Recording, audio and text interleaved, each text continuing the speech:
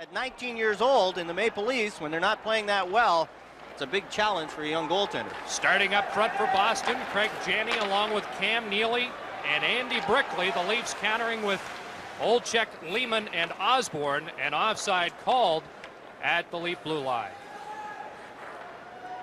Here's a look at the scratches tonight.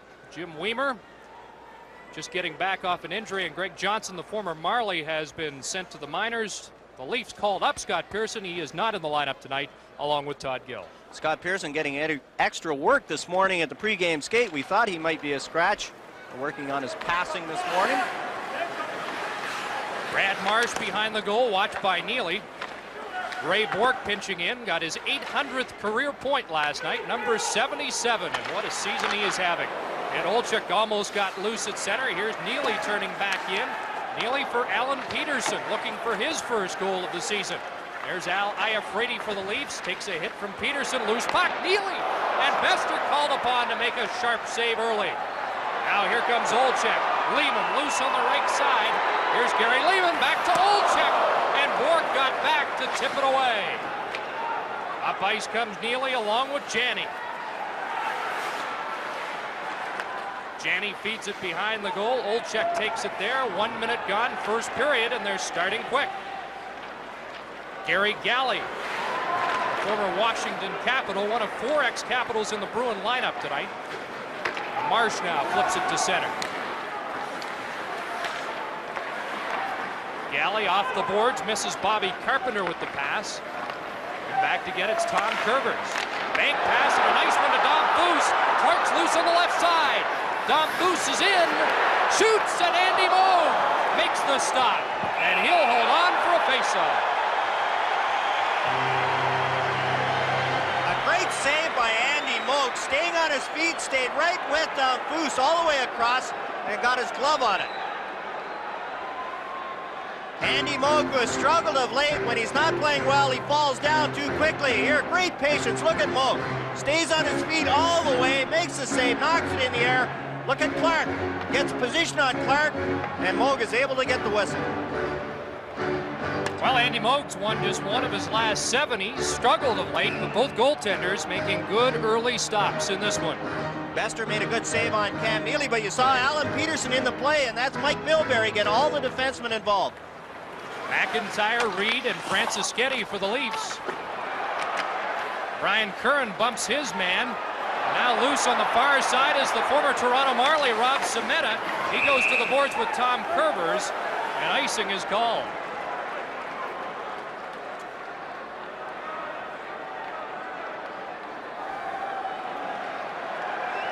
Kenny Linsman got benched in the 3rd period last night. I was talking to him about it. He's starting here, and he draws an elbowing penalty. That's something that Kenny Linsman can do. He aggravates the other team. They don't call on the rat for nothing. Gets under everybody's skin, and Brian Curran takes the elbowing penalty early in this game.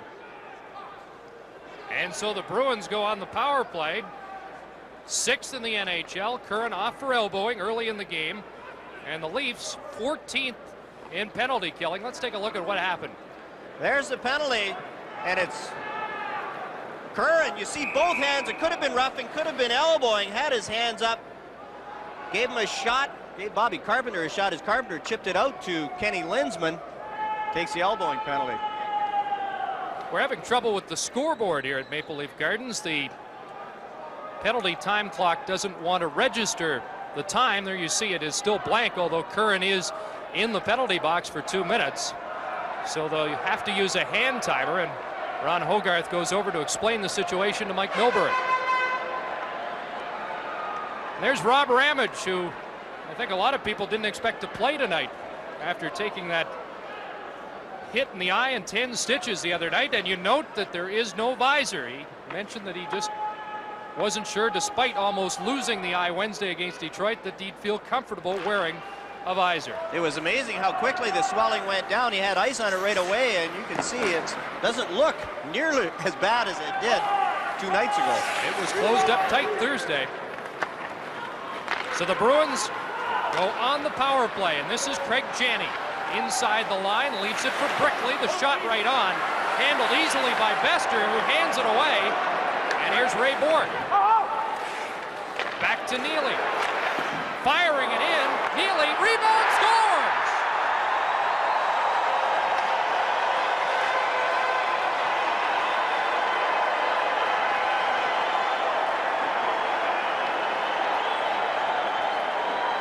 Cam Nhl on the power play for the Bruins. Lets it rip. Watch Janney, cuts across in front. A screen, Bester can't control the rebound. That's Janney, and Nhl jumps in to get his own rebound. The Leafs look at the puck, and Nhl can shoot that rebound past Bester. Here's the shot, the original shot, and there's the rolling puck, and Nhl finds the corner. No chance for Bester.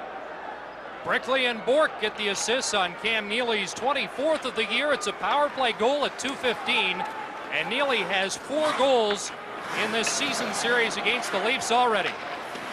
So a good start for the Bruins, thanks to the man advantage. Here's Bob Sweeney behind his goal, number 20 for the Bruins, and some people around the NHL feel he might be the most improved player in the National Hockey League.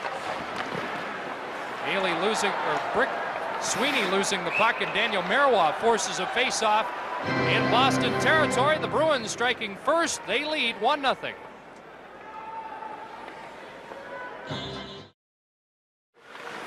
Dom Foose against Sweeney on this draw. Moog comes out of the goal, whistles it around the boards. There's Randy Burridge. He can't clear it. Wendell Clark goes after it. Hit Hogarth with that clearing pass. In the corner, Wesley bumps his man off the puck. And now Burridge comes up with it. Quintal ahead to Sweeney. Back to Stefan Quintal. Ramage trying to clear it. Puck is loose. And finally, Ron Hogarth whistles play down, and a penalty coming up. And I think he has got Randy Burridge. I think there could be coincidental penalties here. Oh, Burridge is getting a holding penalty. He had a hold of the stick of Daniel Marois. I thought they might give Marois a penalty. He gave Burridge a shot after. Time 3:13. Randy Here's the penalty. You see Burridge right there has a hold of Marois' stick. And whose stick there is Burridge had a hold of it. Marois gave him a shot, but Burridge gets the penalty. So the Leafs go on the power play. They are 18th in the league, 18.1% efficiency with the man advantage. Olczyk, Lehman, and Osborne up front. Ramage and Kerbers are the point men as the Leafs clear it in. Lehman gets there first. Tom Kerbers across to Ramage, shooting. Osborne scores!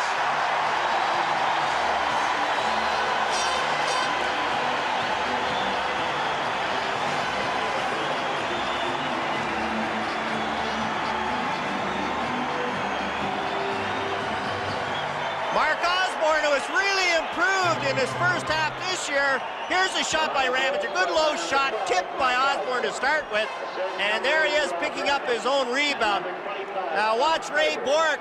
They watch the puck and they leave Osborne all by himself. Ramage lets the shot go, and Alan Peterson watches, tries to block the shot. A good save by Moog on the original shot, and he's got no chance on the rebound by Osborne. Mark Osborne's 13th of the year. Ramage and Kerbers get the assists on a power play goal at 3:32. And the Leafs end a drought of 0 for 9 on the power play. So we're tied 1-1 as the goals come less than a minute and a half apart. Both power play goals for the Leafs and Bruins. Alan Peterson in his own zone. Gives it to Carpenter. Here's a giveaway. Loose puck. McIntyre's shot was blocked. Behind the goal for Peterson. Beating up on the left wing to Rob Semeta. Ken Linsman takes it now. Here's Kenny Linsman hitting the line, and it's called on the offside. 15:57 left, first period. The Bruins and Maple Leafs are tied. Lately, the Leafs penalty killing has been atrocious. And all the Norris Division teams these days have been taking a lot of penalties. That pre-game brawl between Chicago and Minnesota last Saturday, the Leafs in Chicago. Here's Iafrate moving in, and he hit the goal post. Iafrate appeared to have Andy Moog beaten, and he hit the goal post. Kordic in the corner. Up against Gary Galley. Here's Francischetti, fanned on his shot. Brad Marsh will get a chance, but Galley and Kordic are all tied up.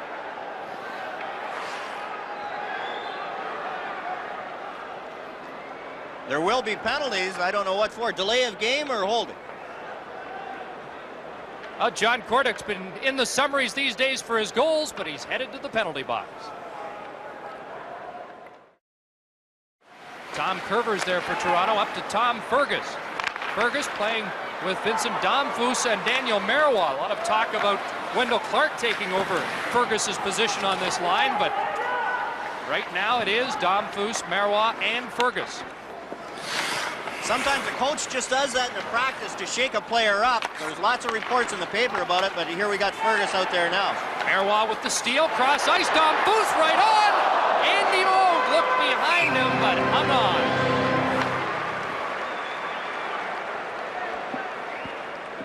Moog made a good save. It went off his stick, hit him in the back, and stayed right under his legs. He did look in the net.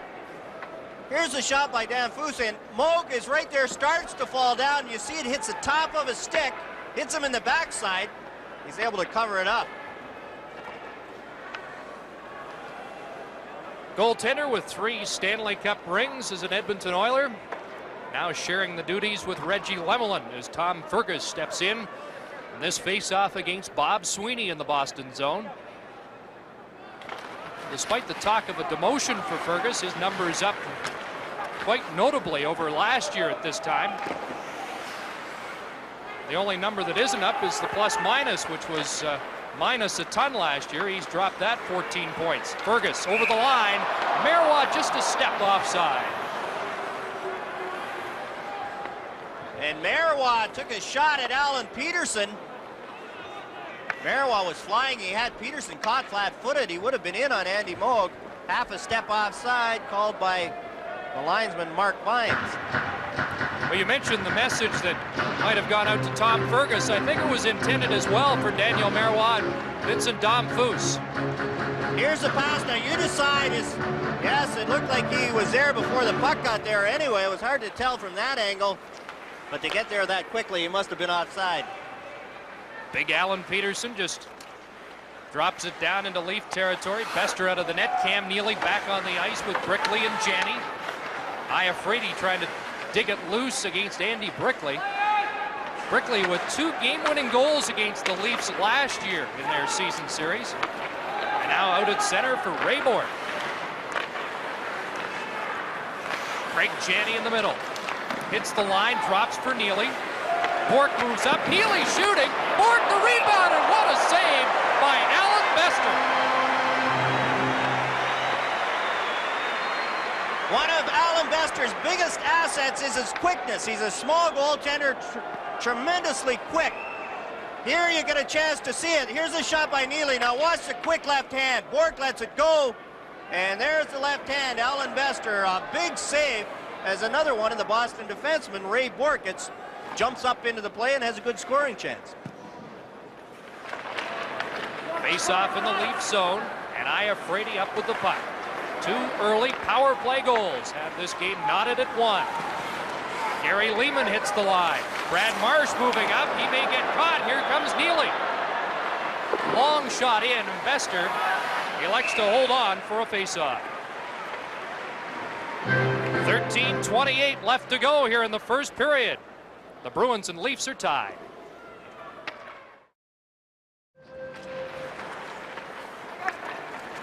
Bester clears it on the right wing for Lehman. Osborne moving in center ice. He has the Leaf goal as he chops it down behind Andy Moog.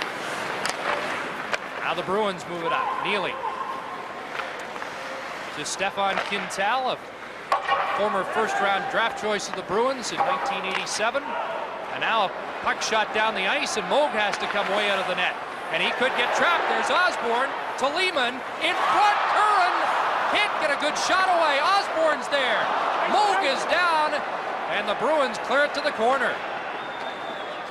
Well, an anxious moment there in front of Andy Moog. It's not over yet. Osborne right on, and now Moog hangs on. The goaltending has been great at both ends. score should be about 4-4. Lots of good scoring chances. Andy Moog on Osborne. Osborne should have had his second goal of the night.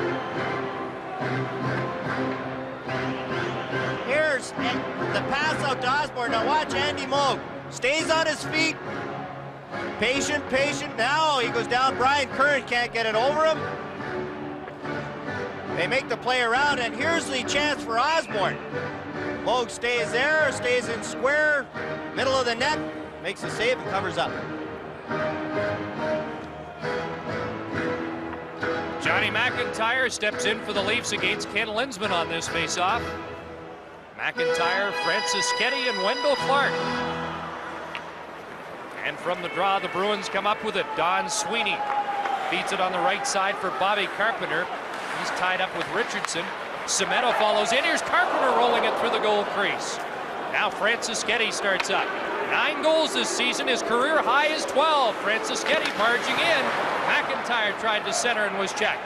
Cimento the other way to Carpenter. The former 50-goal scorer with the Capitals, taken to the boards by Richardson. Moving in was McIntyre. Puck is loose. Cimento shooting. And Bester hangs on, and the goaltenders look sharp early tonight. And look who's in there looking for the rebound. It was Gary Galley. All the Bruins defensemen try and get involved. And again, Bester, a big save as the Bruins were pressing. Bobby Carpenter let that one go just wide of the far side. Here's a chance. Linsman makes a good play. And there's the shot. Saved by Bester. In comes Galley, and Bester is just able to get to that puck before Galley's able to dump the rebound past him.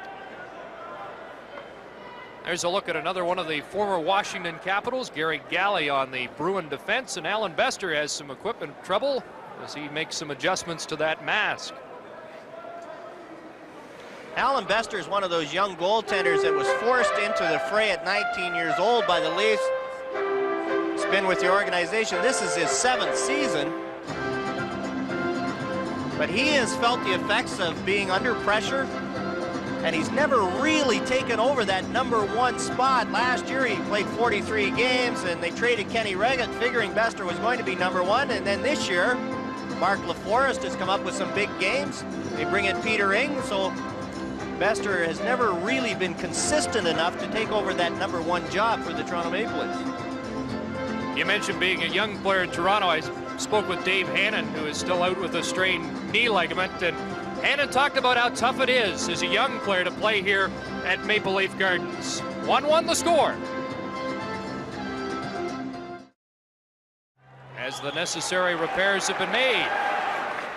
McIntyre wins the draw, and Wendell Clark retreats behind his goal. Richardson on the move on the left side. McIntyre in center ice. He takes a hit from Galley and goes down. Moog leaves it in the corner. Francis getting to Clark, and he whistled it wide. Clark again as Moog is down. Clark now centering it back to Ramage. Wide of the goal, Clark in the corner battling his man, and now it comes out to center, and Carpenter gives chase, but Ramage came across to knock it away. Galley at the blue line, back out to Peterson. He flips it high in the air, and there have been some great Leaf chances here in the first 9 minutes of the game. Clark in on Moog. Peterson, good pass, up ahead to Greg Hawgood. Hawgood started as a defenseman, now playing up front. Peterson keeps it in, shoots it, and he drifted that one high. That almost hit John Carter. Carter checked by March. There's Bobby Gould. Daniel Marois takes over for the Leafs. Out to Clark. Tom Fergus was breaking. Clark couldn't slide it through. Now Fergus over the line. He's tied up by Hawgood.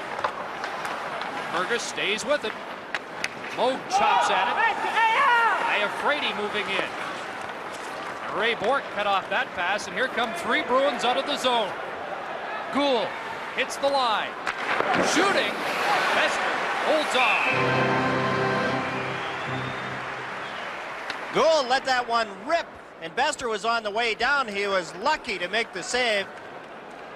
Craig Hawgood, a small defenseman, drafted 202nd, even though he was the Western Hockey League Player of the Year when he played in Kamloops. Greg Hoggood's first goal in the NHL was in that game in the Stanley Cup where the lights went out at the Boston Garden, as you see Bobby Gould's shot on Alan Bester. Hey, look at Alan Bester. He's on his knees before Gould shot that puck, and he's lucky that Gould didn't get it over him. More equipment problems for Alan Bester. First the mask, and now the glove has been taken to the Leaf dressing room for repairs. Here's Randy Burge walking in. Burge just slides it wide. Back to the point it goes. Wesley's weak shot steered into the corner by Bester. The goaltenders have been under fire. 11-7 shots on goal here. And we haven't played the first half of the first period.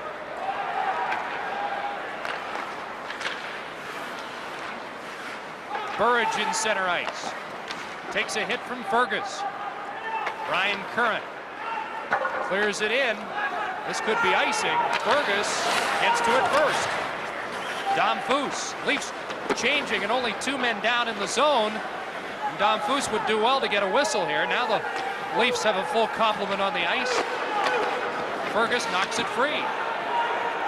And now the Bruins get it outside the line. These goaltenders, both Alan Bester and Andy Moog, don't handle the puck very well, and you see the teams taking long shots, making them handle. Here's Daou with the shot off the mark as he scampered into the zone. Ramage to Richardson. Daou took a hit as he collided with Neely in center ice, and we'll get an interference penalty against Cam Neely as he took down Dan Daou. 9:18 left first period, and the Leafs going on the power play.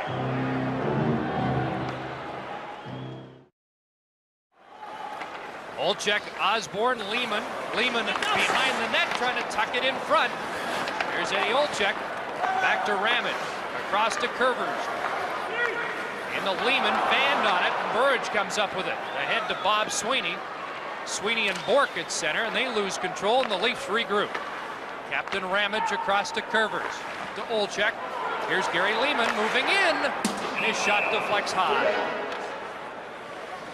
And notice Ray Bork jumping up into the play, trying to get that short-handed chance, making the power play sit back. Coach Doug Carpenter has to be concerned with his team, although they got 4 power plays against Detroit the other night. They had a few 5-minute chances against the Red Wings. Well, Ray Bork had quite a decade. Only Wayne Gretzky and Ray Bork were named to an all-star team in each year of the 1980s.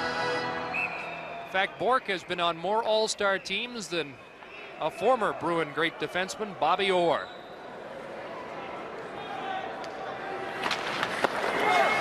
From the face-off, Leafs get control. Curvers sets it up for Ramage. Shooting wide as Osborne was parked on the goal mouth. Lehman checked by Bork, gets it across now to Ramage. Putting it in front, Bork is there again. Here's Curvers, had Lehman open, and the pass just failed to get through. Bork broke it up again. Leafs keep control. Ramage watched by Burge. Now Bork has it and can't get it out. Curvers across ice, Lehman in front. Bork broke that up. Ramage, the shot off the wing of Eddie Olczyk, stopped by Moog, but Ray Bork stopped or intercepted about 3 great centering passes. You look at the number of times the Bruins had control of that puck and didn't get it out of their own zone. The Leafs had some chances on Andy Moog. Bork had it twice, control, and didn't fire it off the boards hard. Tried to fire it up the middle. The Leafs kept it in and got a shot. That youngster is checking the Leaf stats on the power play, which haven't been good coming into the game, but they did score their first goal of the game with the man advantage. They've had some chances here. The Bruins are going to have to take that player in front of the net. It was Mark Osborne. He scored his goal from right in front of the net, and he was screening Andy Moog on those last chances. Dom Foose, Marois, and Clark now take over with 45 seconds to go in the Cam Neely minor. Kenny Linsman on the draw against Dom Foose. Iafrate now moves out alongside Curvers on the point. Bruins win control of the draw and get it down the ice. Bester up ahead for Dom Foose. And he'll leave it for Curvers. Well, they got their signals crossed there. There's a little communication, not talking to each other, and the Leafs circled. The pass went right between them. Down to 15 seconds left in the man advantage as Curvers moves to center and clears it in. Clark after it against Don Sweeney. Sweeney can't clear it, but Linsman has a chance and does, and that will do it for the Cam Neely penalty. Neely returns to the ice, and the Bruins send fresh troops out there as Dom Foose moves down the right side. In it goes Gary Galley, watched by Marois. Marois with the steal, looking to center. Dom Foose is there. Wendell Clark tied up in front, and the fans react as Clark goes down. Dom Foose taken down, and Neely gets it out to center ice. Here's Andy Brickley with Janney, dropping it for Galley. Weak shot in on Bester, might have been a pass, and Bester holds on as Neely pushes with Wendell Clark. And those two guys are game. Wendell Clark had Neely all tied up beside goaltender Alan Bester. Neely trying to cut to the net, and Clark made sure. You see Neely talking to Ron Hogarth. He wants a penalty.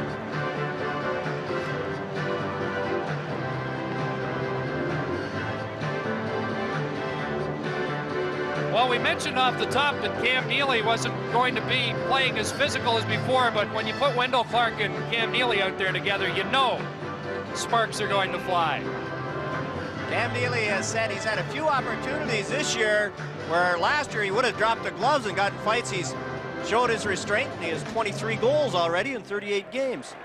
I think a lot of that goes back to Mike Milbury, because last year Terry O'Reilly encouraged that aggressive play out of Neely. Mike Milbury says, you're the guy that's got to score for us. Olczyk at center, and it was a two-line pass by about a foot.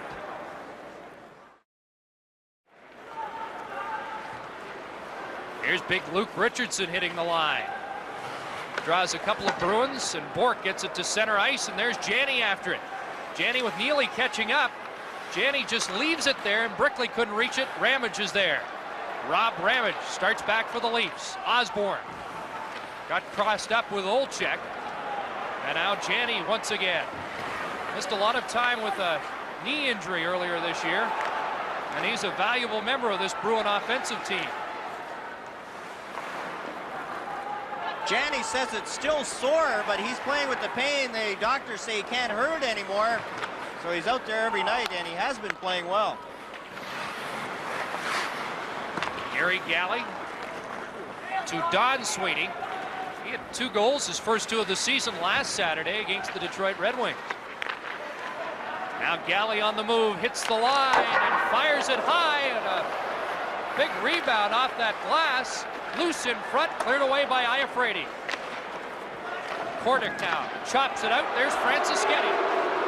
Lou Francischetti against Sweeney, who made the good stick check. Marsh clears it in and heads to the Leaf bench. 5 minutes, 15 seconds left, first period. Kordic with the steal. 8 goals already this year. That matches his career high for John Kordic. Fergus now to Kordic again, off the glove of Moe. Out at center ice. Brian Curran, and play whistled down with 4:51 left in the first period. We have a 1-1 tie at Maple Leaf Gardens. Early power play goals in this game. Cam Neely for the Bruins, Mark Osborne for the Leafs, and we're tied at 1. Boston has outshot Toronto 13-9, and the goaltenders have had to be sharp in this first period. At center ice, Semeta leaves it for Wesley. Bester knocks it to the sideboards. Daou takes a hit. Quintal with the shot through traffic, and Bester got a piece of it. Daou and Semeta are sparring. Got their gloves up at each other's face, and Semeta has the puck. 110 goals in 3 years with the Toronto Marlies. Took a slash from Daou, now goes down. And the Leafs come up with the puck as a former Bruin, Dave Reed, has it. Up to John McIntyre. Leafs make a change. McIntyre goes back to get it. Miss Quintal with a hit as Carter knocks it to center. You see, Carter played the boards and didn't know the boards very well, didn't bank it, and went right to the Leafs, whereas the Leafs earlier just used that pool cue shot, broke out of their own zone. Ramage touching it and icing the call against Boston. Well, it's a busy first period for shots on goal, 14-9 in favor of the Bruins. Here's how the shots have looked in this season series, and the decided advantage to the Bruins. Mark LaForest faced the first 81 shots in this season series, and he's watching from the sidelines tonight. Mark LaForest has played some big games for the Leafs, especially on the road. More or less turned the club around with 3 or 4 performances back to back to back. Doug Carpenter really looking in the second half of the year for one of these two goaltenders to emerge as a #1 guy.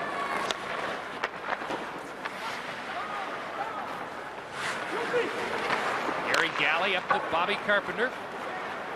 Carpenter takes a look in the center ice area, feeding through for Carter, and he was offside and has to retreat. Funny bounce off the glass. Bobby Gould is after it. That's John Carter with it. He had a goal last night in the win over Buffalo. There's a centering pass for Gould. Open net. They score! Greg Haga.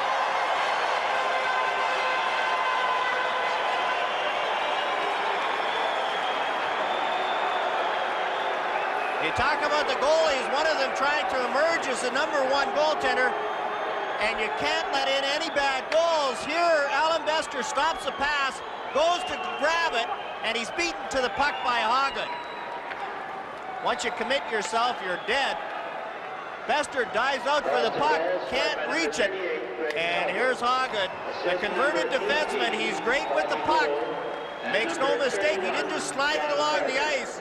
He raised it, and Alan Bester had no chance. And John Carter, time 16:50. Gould and Carter get the assists on the 6th goal of the year for Greg Haga, who wanted to make sure the satellite coordinates were set tonight so his parents in St. Albert, Alberta could watch the game.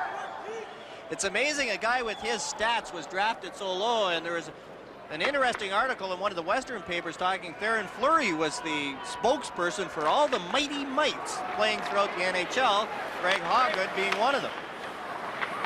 He is a gifted offensive player, and he scores to give Boston the lead with 3 minutes to go in the first period. 2-1 the score. Brad Marsh against Cam Neely in the corner. Janney digs it free, cleared back against the boards, and there's Andy Brickley. This pass intercepted by Olczyk, and Osborne gets rid of it down the ice. Ray Bourque, who turns 29 on Thursday, up ahead to Cam Neely. Neely with some room, fires it right on. Marsh for the Leafs. 2 minutes, 22 seconds to go, first period. And here's Neely again. He dumps it in, and the Bruins make a line change. The Bruins played last night in Buffalo. They didn't get to Toronto till 2:30 this morning. They are taking those short shifts. Dave Reed against Wesley. Oh, a big hit by Franciscetti on Randy Burridge. But the elbow apparently came up in the eyes of Ron Hogarth, and Lou Franciscetti's headed to the penalty box. I thought this was a pretty good hit by Franciscetti. It looked like Burridge just had his back turned to pick up that puck coming around the boards, and Franciscetti was right there. Now watch Burridge on the boards. He's looking back for the pass. He turns, and there's Franciscetti. Al his elbow. Took his hand off the stick and gave Burridge a little extra elbow. Takes a penalty. So Franciscetti gets 2 minutes with 2 minutes left in the first period. And the Bruins, who scored their first goal with the man advantage, get another chance on the power play. Burridge stays out. Bob Sweeney at center, and Dave Christian on the right side. Bourque and Wesley man the points. And you don't get better point men than Bourque and Wesley. McInnes and Suter are pretty impressive in Calgary, but these two don't have to take a back seat to anybody. McGinnis and Suter are the shooters from the point. Bork is the guy that can carry it end to end. Here's Bob Sweeney moving right in. Bester the save, and Burge has an easy goal.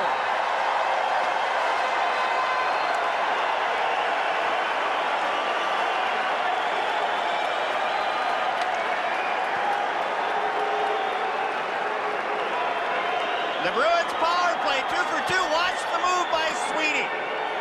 Right there.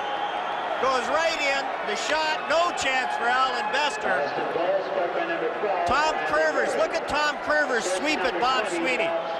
You can't sweep at a guy like Sweeney. He's too good. He uses his reach too well.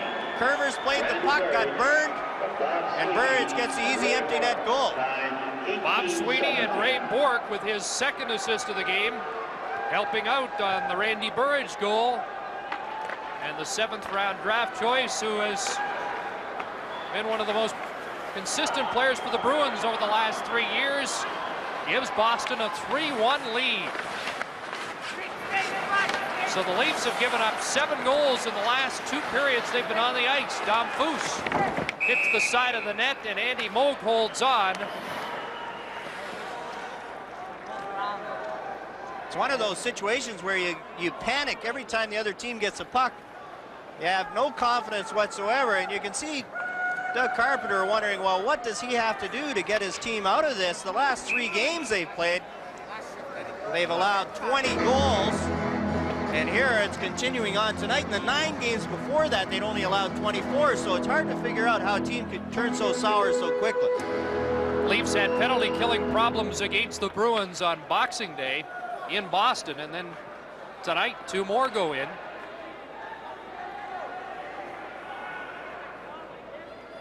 Dom Foose on the draw against Sweeney. Peterson with it for Boston, and he just dumps it down the ice with 1:15 to go in the first period. Iafrate, Fergus, Dom Foose, Marois catching up. There's Marois, and he can't split the defense. Had a seam for a moment, but Bork closed it.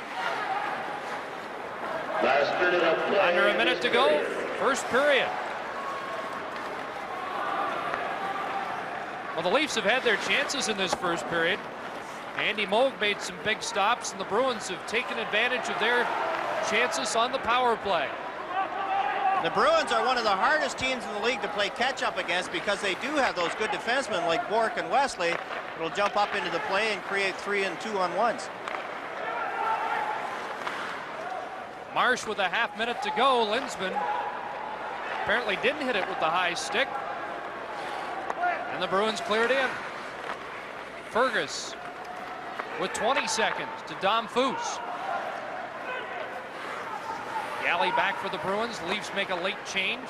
Bobby Gould steps over center and clears it in. Funny hop off the boards through the goal crease. And they'll let the first period run out here. So the Bruins with a couple of power play goals and a 2-goal lead. The score at the end of the first period, Boston 3, Toronto 1. Olczyk and Janney on the draw, and the Leafs get possession down by a pair of goals. Alan Peterson for the Bruins. Up to Andy Brickley. Brickley taken to the boards by Iafrate. Marsh after it. He takes a bump.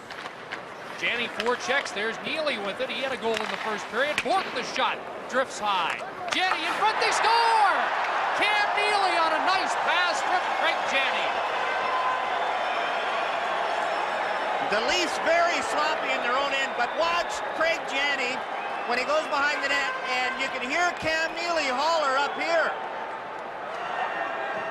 Here's the shot by Bork. Now watch Janney when he goes behind the net. He takes a look, and Neely hollers, and there's Cam Neely. Alan Bester looking the wrong way, but the Leafs left Janney and Neely all by themselves. An easy goal for Cam Neely. Cam Neely on pace for 50 plus this year. His 25th of the year from Janney, and Ray Bork gets his 3rd assist. He leads all defensemen in scoring in the National Hockey League, and it's a 4-1 Boston lead. Well, the Bruins have played tough against the Norris division this year. They're 6-1. contrast, as Marsh is knocked over by Bork, the Leafs are 1-5 against the Adams division. So the statistics and the scoreboard against the Leafs now.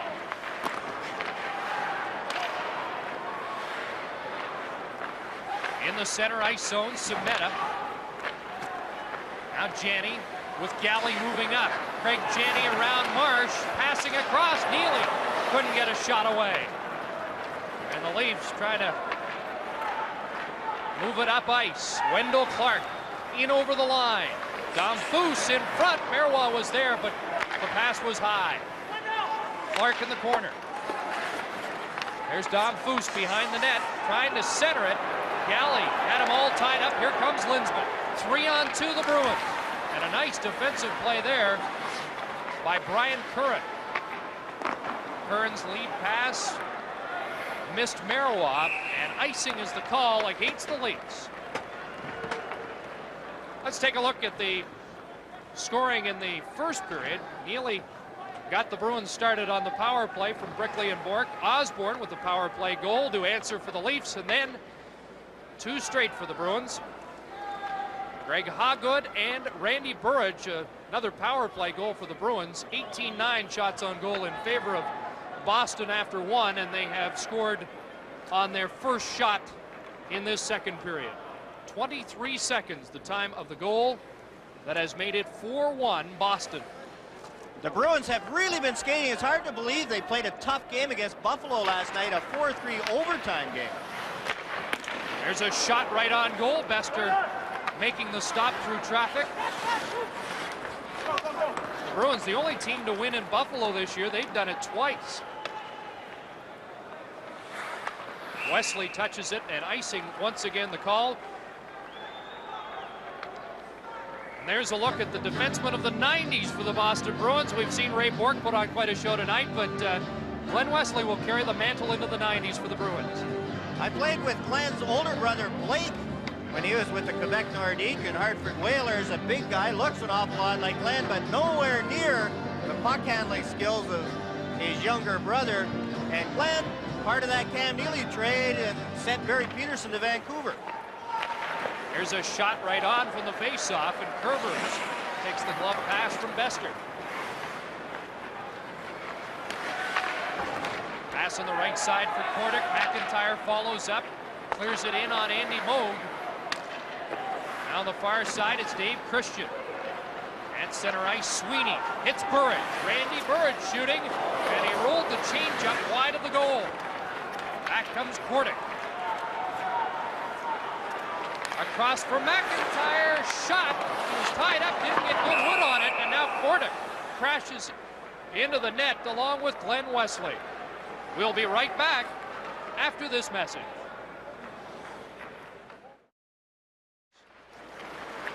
Fergus wins the draw, and Richardson's shot got through and covered by Moog. Well, we've had a big triple-header weekend on CBC, and there's more hockey. The World Junior Hockey Championships tomorrow. Team Canada hoping to play better than they did against Norway. They play Finland tomorrow, 8 o'clock local time. As we follow the progress of our Team Canada Juniors. That's always a great tournament this year from Helsinki, Finland. Andy Moog had trouble clearing that from his doorstep. Bobby Gould can't get it out of the zone. Well, it did come out. Richardson sent it back in. Leafs clear the zone, and there's Bourque. 3 assists, but he gives it away.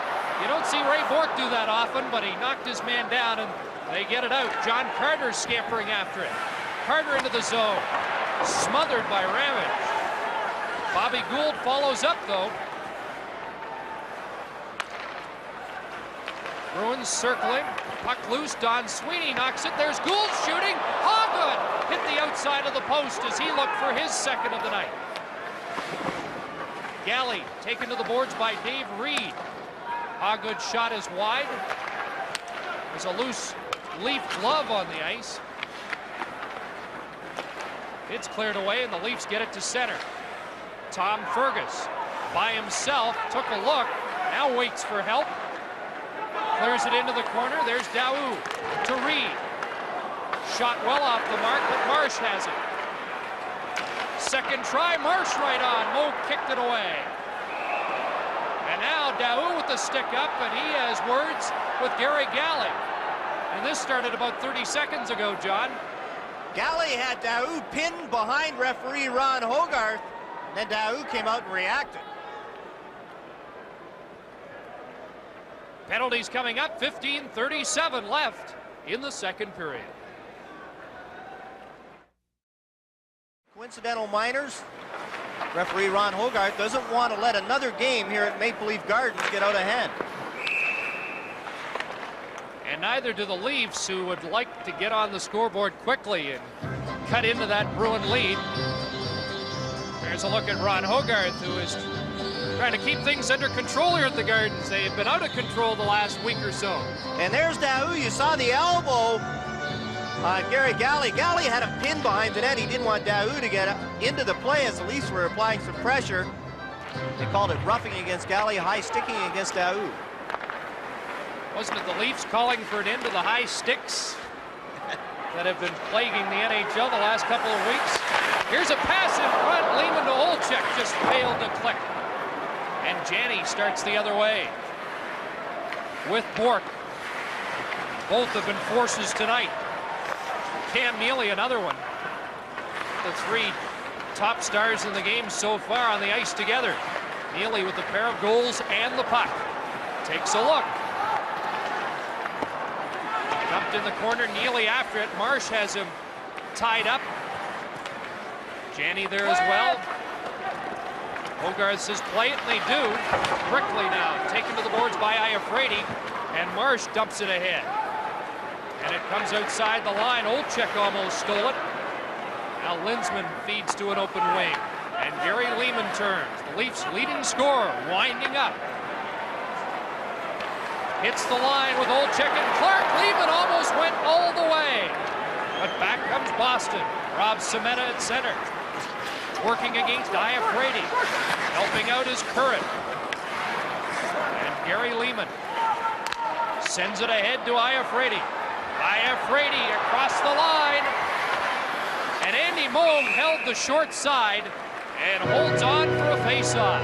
We played 5:58 of the second period. Play just underway here at the Gardens. 4-1 Bruins.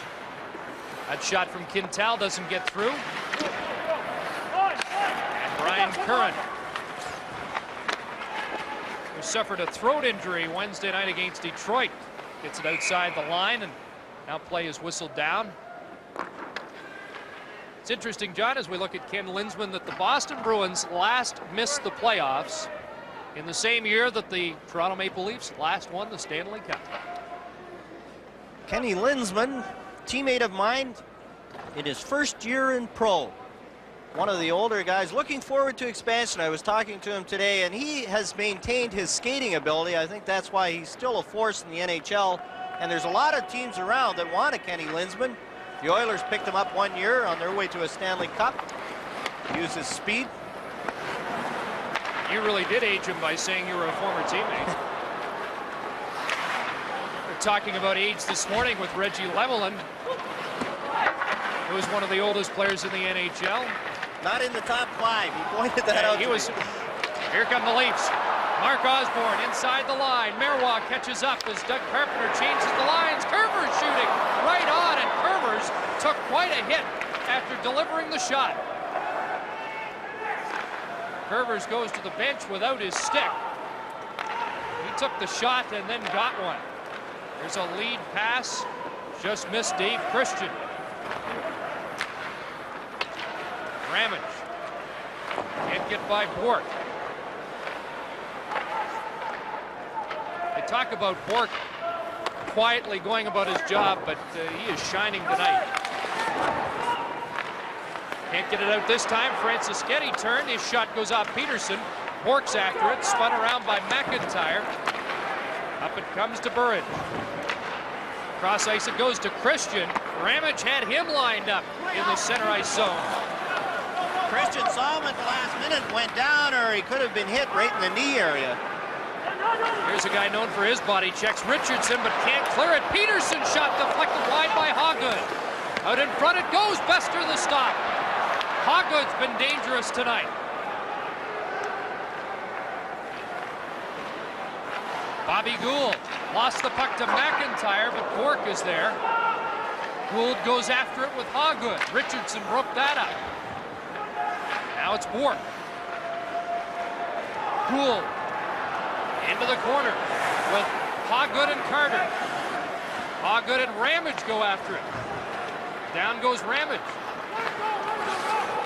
Bruins seem to be beating the Leafs to the puck in their zone right now. Fergus trying to dig it free and does. Quintel keeps it in momentarily, and now it comes out to center with 11:20 to go, second period, and a 3-goal Boston lead. Cam Neely with his second of the game early in this second period. Made it 4-1 Boston. Hoggood dumped it in, headed to the bench. Ramage. Out come the Leafs. Dan Daoust back on the ice, along with Galley for the Bruins. Quintel off the boards. Neely couldn't reach it. And Richardson to Fergus. Leafs make a change. Wesley watched by Fergus, who steals. Leibman's in front. Just couldn't reach it. Good poke check there by Andy Moog. Leibman again. And now the Bruins break out. Andy Brickley picked up by the Bruins in the waiver draft to Neely. Out in front to Janney, and he fanned on it. And Wendell Clark turns for the Leafs. Lead pass for Leibman too far, and it's touched by Galley. Icing is the call.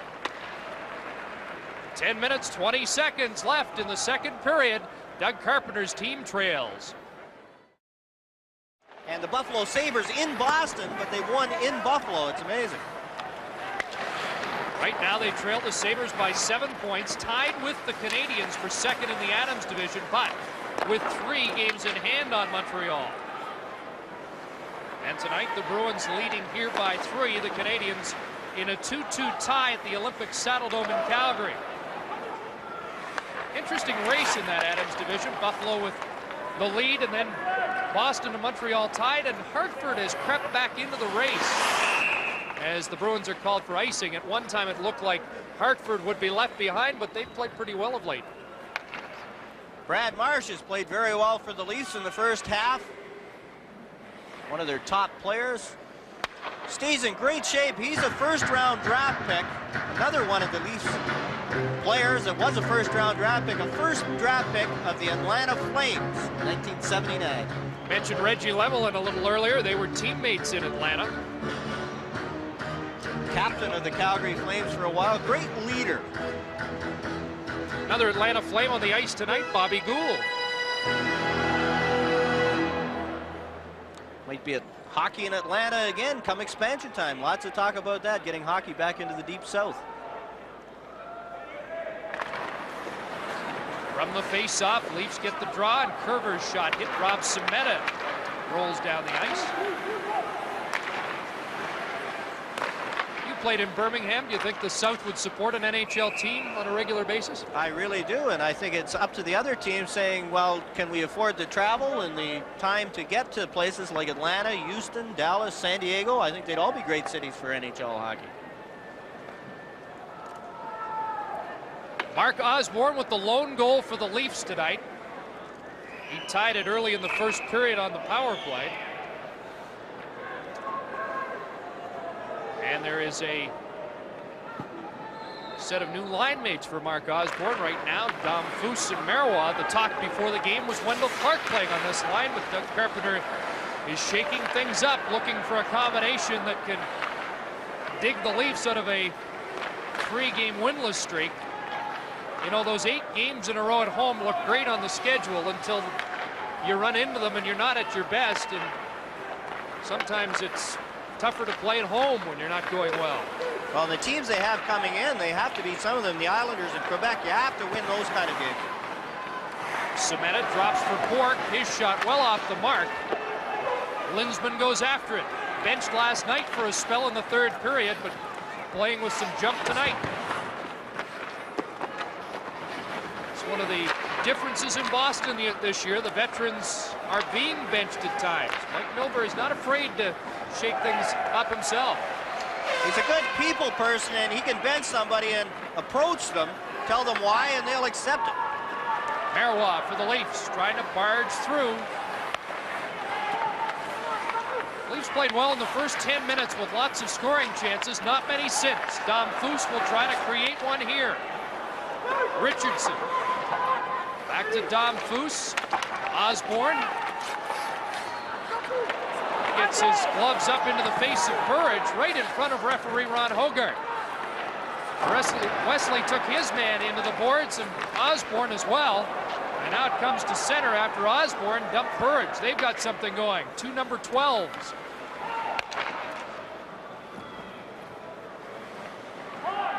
Glenn Wesley. Lead pass for Sweeney. He clears it into the Leafs zone. 27-13, the shots on goal. Boston leading in that department and on the scoreboard. McIntyre. To Ramage. Looking for Kordic, and it bounces right in on Moog. Big hit behind the net. The fans respond. Here's Kordic trying to come out in front. Slaps away at the pads of Moog.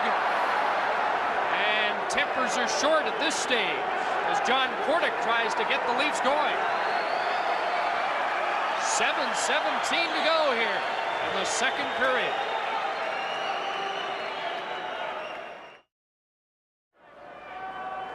Around the league a year ago, they were talking about the trade and how unbalanced it was, Kordic for Courtnall, and now a lot of people are pointing out, look at Kordic's got 8 goals and Courtnall only has 9. There's no threat of John Kordic getting benched here in Toronto, but there is of Courtnall getting benched in Montreal.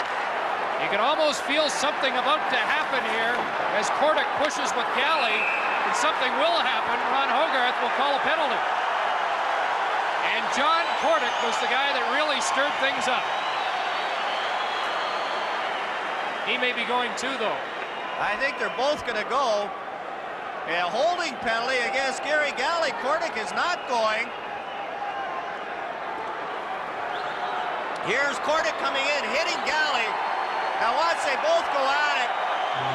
Here's Galley, back at Kordic. And watch Galley, right here. Galley grabs a hold of Kordic's stick. He's got his left hand on his stick. Right there, you can see. Kordic gives him a shove back, but Galley gets a holding penalty. Well, the Leafs have a power play goal tonight after going 0 for 9 over the last couple of games. Gary Galley in the penalty box, and Toronto with a chance to start climbing their way back into this game. Ed Olczyk at center has a 14-game point streak on the line tonight. He's out there with Lehman and Osborne, Ramage and Curvers. And the Bruins quickly get the puck down the ice. That's where the Leafs really have trouble. Once you win that draw, you have to take your time and set it up. Olczyk fires it in. Bourque deflects it to the line, kept in by Lehman. There's Curvers, trying to get it back to Lehman, but Sweeney gets it out of the zone. Gary Lehman winding up. Burridge watching him. Now it's Ramage. Ramage didn't get a chance to play on the power play in Calgary because of McInnes and Suter. Bruins getting it down the ice again. You talked about the Bruins winning the battle along the boards. It's the same when they're killing the penalties. Leafs shoot it in. The Bruins are always there to get the puck. Ally Afraidy. Olczyk. There's Bourque. He whistles this one into the crowd. But 1 minute gone in the penalty to Galley, and the Leafs are struggling. You talk about the player of the 80s, Raymond Bourque, in his ice time. Missed 20 games last year. Really felt bad about that. Wants to win the Norris Trophy to prove he's back. Plays about 40 minutes a game, and the Bruins rotate their other defensemen around him. We were talking about, can you imagine the Bruins if they'd had a healthy Gord Kluzak for all those years to help out with Ray Bourque and now Glenn Wesley? Kluzak skated this morning, as he has with the Bruins for some time, but he's just about ready. And I think everybody in the NHL is pulling for Gord Kluzak, one of the real good guys. He has gone through 10 knee operations, and he still wants to play and contribute to the Bruins. And with a healthy knee, he would have been a superstar.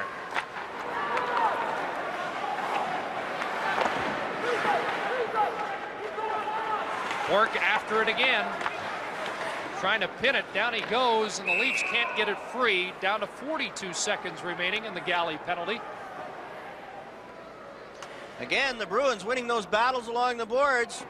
Able to freeze it. Ray Bork down on top of that puck. I mentioned Ed Olczyk with a 14-game point streak. Ray Bork has 2 of the 3 longest point streaks in Bruin history, 17 and 19 games. Do you know who holds the record? I guessed Phil Esposito before.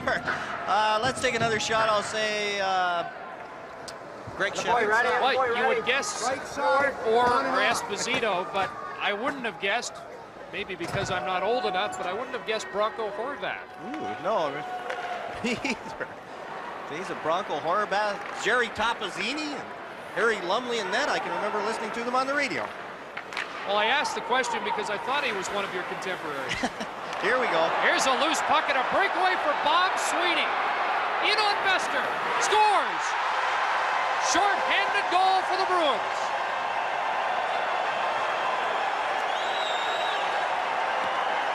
The natives are getting restless here in Toronto. You can't turn the puck over at your own blue line when you're on the power play or at the other team's blue line. Look at this little turnaround move, and here's Bob Sweeney. He's going one way. There's no chance to be caught. Now watch the move on Bester. Fakes the wrist shot, freezes him, goes to the backhand. Up and over. Fake the wrist shot. There's Bester. Here's Bester's look at it. And Sweeney makes no mistake. He raises it. The only play Bester had was to go down, take away the bottom of the net. Sweeney made sure he got it up and over Alan Bester. It's an unassisted goal for Bob Sweeney. Short-handed, and the Leafs' trouble on specialty teams magnified tonight by the Bruins. Dom Foose with 7 seconds left in the man advantage. Gets it to the point. Lehman drills it wide. Iafrate behind the goal. Clark can't reach it. Galley's back on. Clark centering it. Dom Foose into Wendell. Centers it out in front. There's Neely. And Neely gets it to center ice, and Galley sends it the rest of the way and heads to the bench. 4:40 left, second period. 5-1 Bruins.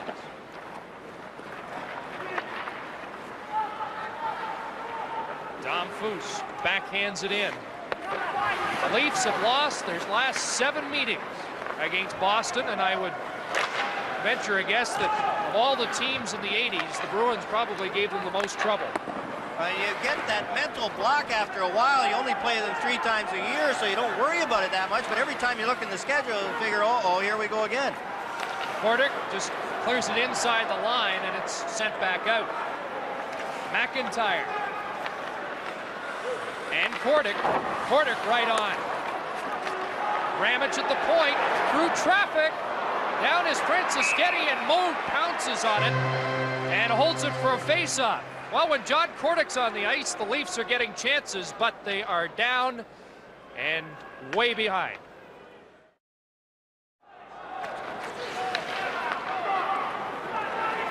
Well, they were up by 4 and couldn't hold the lead against Detroit. Now they're trying to come back from 4 down. And the Bruins didn't like that call. You could hear their bench. And who was leading that rush? You got a Ray Bork back out there again after killing that penalty. Led the rush, even at 5-1. Mike Milbury has his troops, his A group still out there. Remember a couple of years ago, Mike Milbury came in as an assistant coach with the Bruins. They had a rash of injuries, and all of a sudden, he ended up on the ice. I wonder if Bork and Wesley went down, if Milbury'd suit up again. I didn't think so, although he never relied too much on his skating when he played.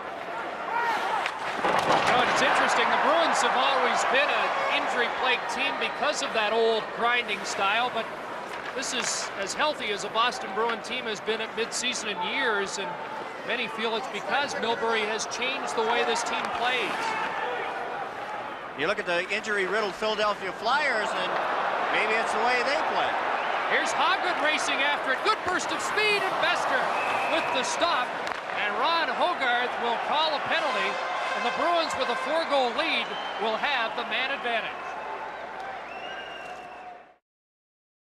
On specialty teams tonight, Boston with a pair of power play goals. They also have a short-handed marker, and let's see them work with this man advantage. Kenny Linsman has the puck, drills it through and scores!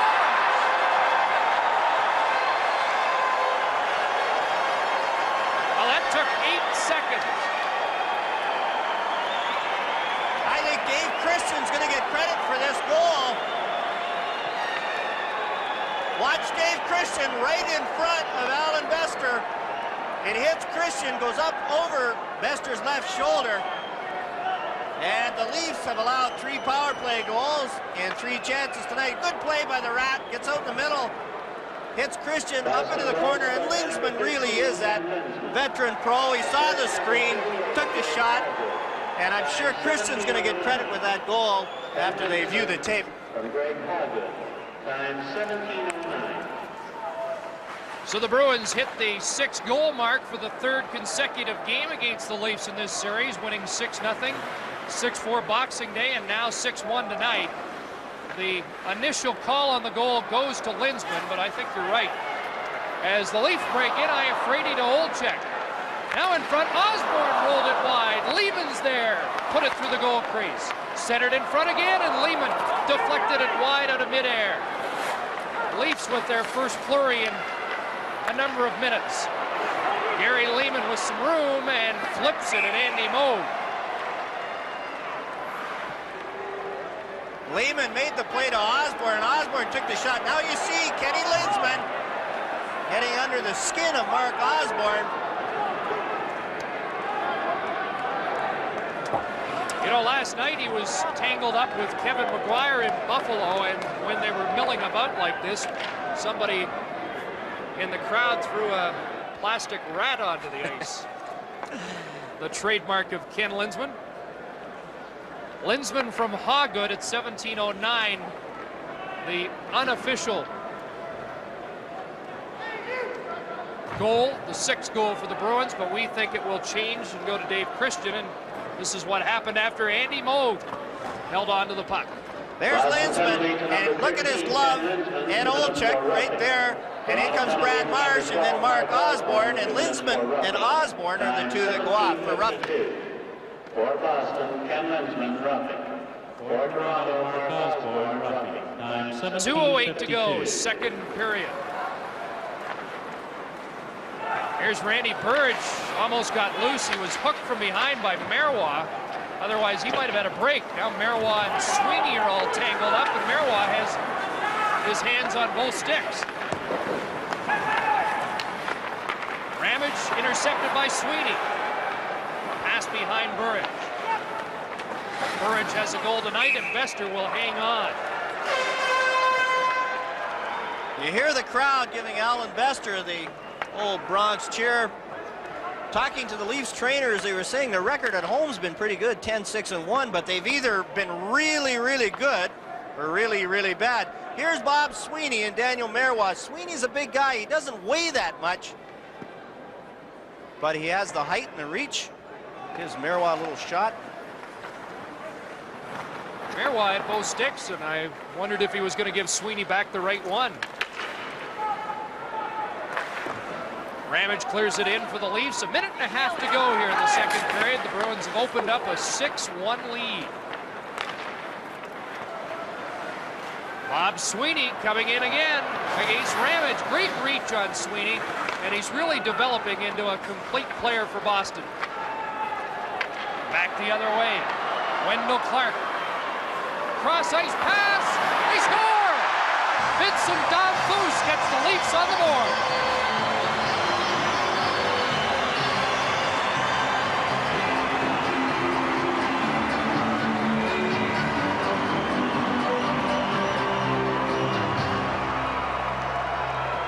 A great pass by Wendell Clark. Threads the needle to Danfus. Now watch the move. Up to his stick and just slides it under Andy Moe. Good quick hands by Danfus. Watch the way he plays it from his feet to his stick. off the skate up to his stick, and then he goes to the wide side of the net. His only play, gets a break and rolls under Andy Moog. Time 18:55. Don Foose, his 14th of the year from Clark at 18:55. And for Wendell, just his 3rd assist of the year to go along with 15 goals. Under a minute to go, second period, and it's 6-2, so the Bruins have outscored the Leafs 3-1 in each period. Andy Brickley, cross-ice pass to Alan Peterson, winds up the shot wide. Neely tried the deflection, and now a long pass for Kordic. Kordic waved off the icing, and now Janney to Brickley. Off his skate, just too far. Curran takes a bump from Neely. Kept in by Quintal. Brickley behind the goal. 15 seconds to go as they jam away, and Nestor holds the short side and gets a face-off. Alan Bester, although he's been beaten 6 times, he made some big saves in the first period. Hasn't made the big saves here in the second period, but the shots are 31-17. You're playing in your own building. You're playing a team that's not noted for putting up a lot of shots on the board. It's not like you're playing Chicago or somebody that fires from everywhere. And here they're being outshot 31-17. What's Doug Carpenter going to say in between periods? You have to get your team. You've got a home streak coming up. You have to play the Russians tomorrow night in the middle of that streak. Try and get the boys going. Greg Janney and the Bruins in control here. 13 seconds to go in the second period. Janney, one of 6 American-born forwards on the Bruins, and he's up against American-born Ed Olczyk on that draw. Other U.S. player, Al Iafrate, goes to the board. It wasn't long ago where you wouldn't have 3 U.S. players in a game. They're all on the ice together here. And now leaving after 2 periods of play. Olczyk, Lehman, and Osborne start up front for the Leafs. It's Janney, Neely, and Brickley for the Bruins. They've had a big night. And Eddie Olczyk's 14-point game point streak is on the line in the third period. Here's Janney, and they rule that it was outside the line and brought in offside. This line had 7 points the last time that these 2 teams met. They have 5 here tonight. Cam Neely has really dominated tonight, dominated on the boards, dominated around the net. 7 shots on goal for Neely, a couple of goals. Shots through 40 minutes, 31-17 in favor of Boston. Marsh up to Olczyk. In the middle to Lehman. Checked by Bork, and Olczyk touching it offside the call. 6-2 game. You're starting the third period. And who's out there? Ray Bork stops that 3-on-2. I'm Chris Cuthbert, along with John Garrett and Steve Armitage here at Maple Leaf Gardens in Toronto. 19:26 left in the third period. Bruins with that 4-goal lead, and Ray Bork with the puck, getting it outside the line, and Iafrate wrapping it back in. Osborne trying to tie up Bork. Marsh pinching in. Behind the goal it goes to Olczyk, trying to center it. Marsh at the side of the net, and they hold it for a face-off. See, Cam Neely picks up his point man, stayed right with Brad Marsh, made sure he didn't get any passes in front of the net. Andy Moog got the whistle. Cam Neely scored his first NHL goal as a Vancouver Canuck against the Toronto Maple Leafs. He's had 36, 42, and 37 goal seasons in Boston, but again, with that 25-goal total, he's on pace for his first 50-goal campaign.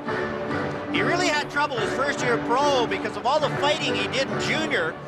Had a couple of cracked knuckles, missed a few games, and really never got back in the groove when he was with the Vancouver Canucks. Of course, he didn't get the quality ice time either for Coach Tom Watt. He had an 8-game goal streak earlier this season. That's the longest in the league so far this year. Here's Kenny Linsman. Across the line, working against Curvers, who does a good job defensively. Linsman stays with it, tries to feed Christian. Now there's Burridge. Checked by Dom Foose, kept in. Galley shot, hit the post as Linsman provided the screen. Looked like a knuckleball that went off the outside of the post. Linsman was in perfect position for the deflection, then got out of the way and it hit the crossbar and post. No changes yet on that goal credited to Linsman late in the second period. It stands Linsman from Hoggood for the time being. We understood the goal was under review during the second intermission. Our Boston colleagues felt that Dave Christian had indeed deflected it in, but the goal stands as Linsman's for the time being. John Carter on the far side to Sweeney. A high school teammate of Tom Barrasso. Sweeney clearing it down into Toronto territory. Ramage off the boards, past Quintal down the ice. Hoggood digging for it. Beats McIntyre to the puck. And icing is the call. Doug Carpenter's team still down by 4 with 17:51 to go. Emerged as a strong defensive forward, but they say that he's got some offensive talent that's going to come to the fore as he gathers experience in the league. Experience and confidence. Another young player, another young prospect for these Toronto Maple Leafs. Richardson trying to get the pass to McIntyre, just too far. There's John Kordick with the hit along the boards, and Kordick's been the most rambunctious Maple Leaf, and John McIntyre's hurt. May have taken a high stick. McIntyre's gone to the bench, and there is John Kordick. McIntyre over at the Leaf bench, and the referee wasn't looking. He was watching John Kordick. Johnny Mack took the 5-minute major on Wednesday night against Detroit that led to a pair of Red Wing goals. This time he was on the receiving end. But this time, no call. Well, we'll get a better look at what happened. On the right-hand side of the screen. There, he ran into the linesman. May have got the skate of the linesman. I think so. No penalty called. The linesman up on the boards right at the Bruins bench. As McIntyre went down, linesman's skate hit him in the face. From the face-off, the Bruins get control, and it's Alan Peterson. Sending it into the Leaf territory. Bester for Richardson around the boards. And here comes Tom Fergus with Wendell Clark. And the Bruins clear it to center. Ramage clears it back in, and Bourque goes back to get it. Ray Bourque just 41 assists shy of Bobby Orr's club record. And offside is called at the Boston Bruin blue line. 17:25 left in the third period. Quality shots, too. The Bruins don't waste a whole lot of shots. The ones they're getting have been in close and good chances. Here's a chance for Osborne, and his shot blocked by Don Sweeney. No relation to Bob Sweeney, and Al Iafrate goes back in his own zone. We do not expect to see Bobby Carpenter the rest of the night. He injured his knee last night in Buffalo, and they tell us that it has stiffened up again, and they don't want to risk injury tonight. So Carpenter is out for the rest of the evening, and he can probably take advantage of the rest. You can't tell whether Mike Milbury's ahead 6'2" or behind 6'2". His facial expressions stay the same. He's really been a steadying influence with that Boston Bruins team, and he's the assistant general manager, and that, I'm sure that makes him feel more confident behind the bench with the assistant general manager's title along with Harry Sinden.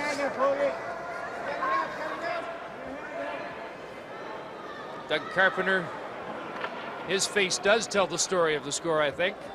Trying to figure out what's gone wrong. A Leaf team that was challenging to hit 500 couldn't get over that mark, and with 8 games at home, the situation was set up for the Leafs to really make a move, but after blowing a 4-goal lead against Detroit, they're down by 4 tonight.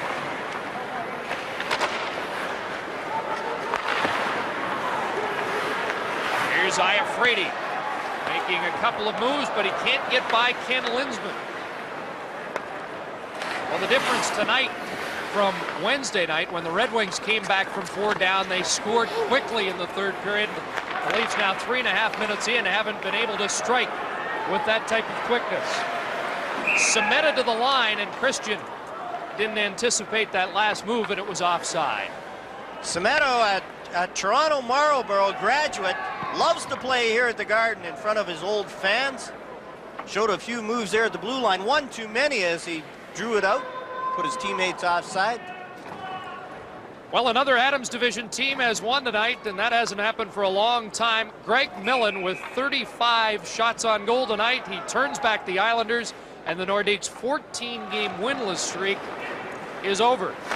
They really have a young defense, and I'm sure having the veteran goaltender back there will help that young defense.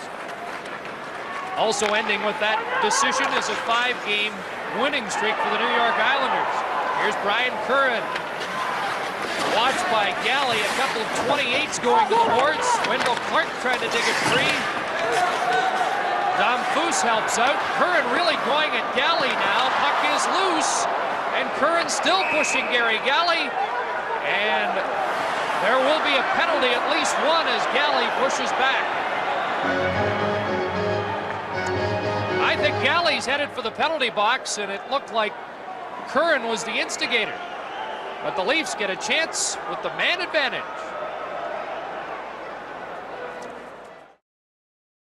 They scored a power play goal early tonight, but in the second period gave up a short-handed goal.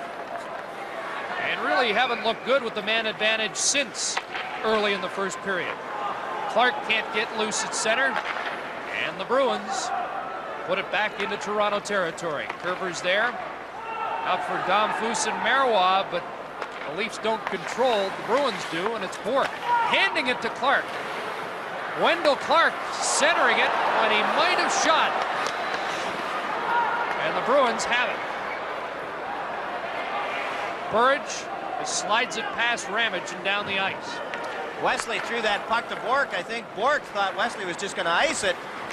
Bourque gave the puck right to Clark. Here comes Clark again. Passes off to Lehman, scores!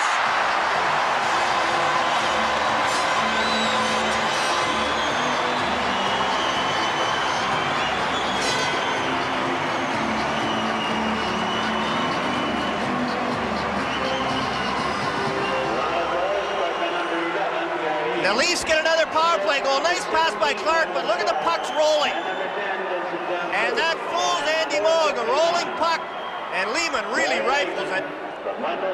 Over Moog's shoulder, a rocket, a good shot by Lehman.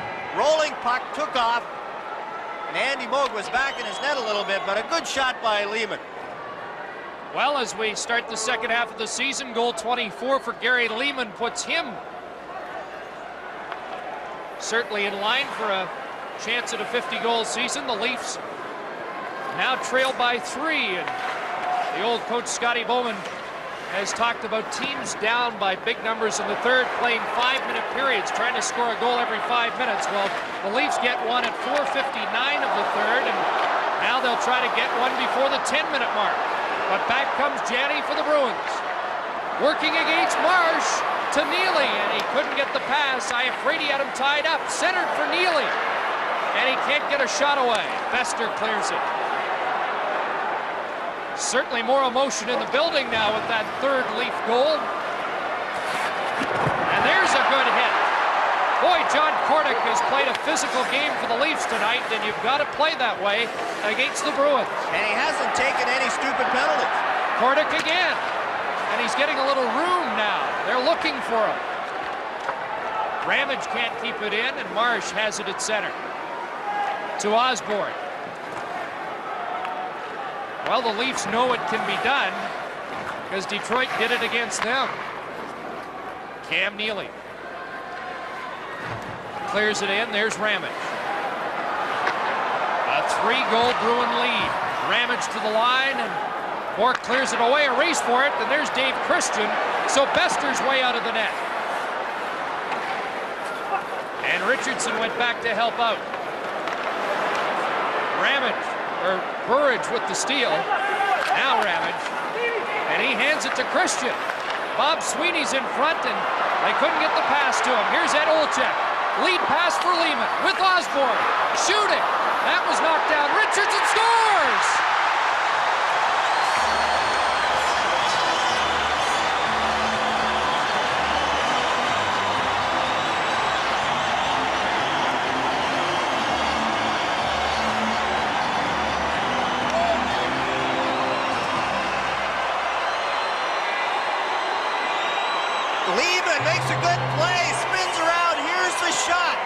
Osborne takes it. Now the Bruins panic. Look at Ray Bork, caught in no man's land. Richardson banks it off the post behind Andy Moog. Watch where Bork ends up, right in front of Andy Moog. No chance for Andy Moog. It was off the post and in. Richardson's second goal of the year at 6:52, and the Bruins have called a timeout. What appeared to be a safe 6-1 lead has turned into a source of frustration for Mike Milbury. This is a good play just to get the crowd out of it and try and cool off the Leafs. All of a sudden, they've got hopes of a comeback.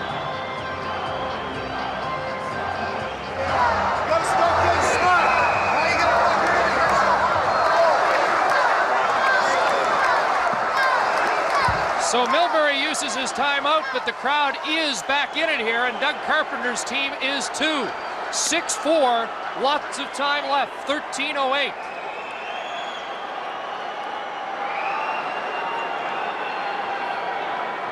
Well, perhaps Doug Carpenter pulled out the tape of the third period Wednesday night to show his trips between periods. Their specialty teams that had let them down for the first two periods have come to life. That was a big power play goal. Gave them some life, and now they're right back in it. Here they come again, Don Foose. 3-on-1, Marois, rebound, and Clark and Don Foose skated by the puck. Great chance there, and now offside at the line. The Leafs came that close to making it a one-goal game. 12:48 left. In this third period, they have 3 straight goals and are back in it at 6-4 Boston. Ryan Curran retrieving the puck in his own zone. Up front, it's Dom Foose, Marois, and Clark. For the Bruins, Ken Linsman has it with Bobby Gould and John Carter. Wendell Clark to Marois. Can't handle it, but Curvers is on the move. To the blue line, checked, and Carter starts back.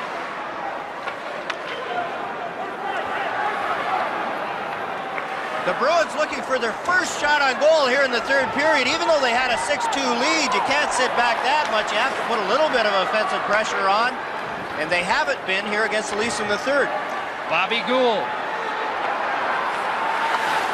Behind the goal, Bruins can't center it, and Dom Foose starts it back. Lead pass, and a good one to Clark. Iafrate moves up, and Clark was checked by Bork. Marsh pinches in, almost got caught, and Iafrate got back for the Leafs. Al Iafrate hits the line and hit Glenn Wesley. And the Leafs certainly have brought their crowd back into this game.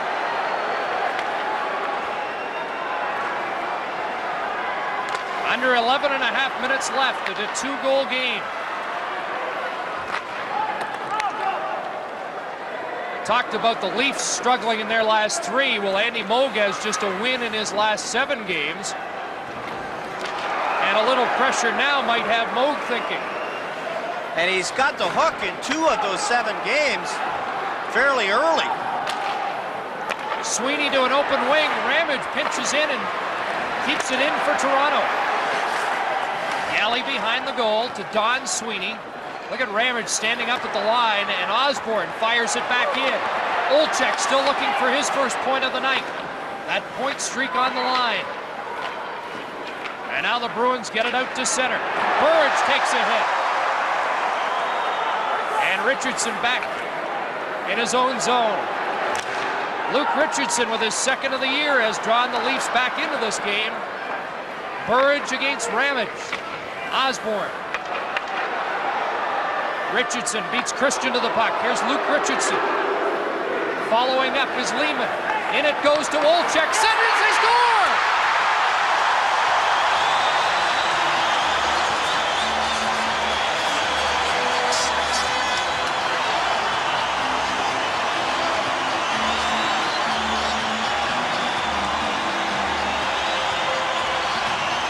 Olczyk's streak continues. This is off Andy Moog. Watch Moog stick. He's trying to intercept the pass. And it goes off the heel of his stick into the far corner. Here's the pass. Now watch Moog He gets the stick out. It's a billiard shot off the heel of Moog's stick. In behind him, it's a 6-5 tilt. And listen to the crowd here at Maple Leaf Gardens.